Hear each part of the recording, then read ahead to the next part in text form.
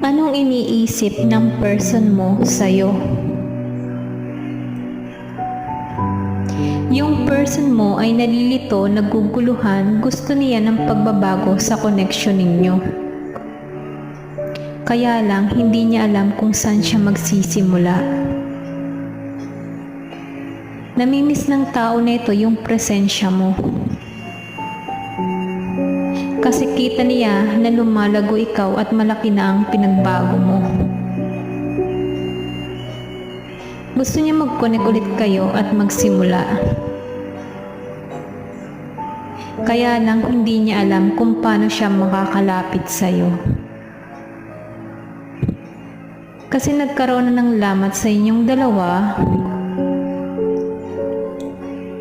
Gusto ng tao na ito na magkaayos kayo dahil ikaw lang ang susi sa puso niya.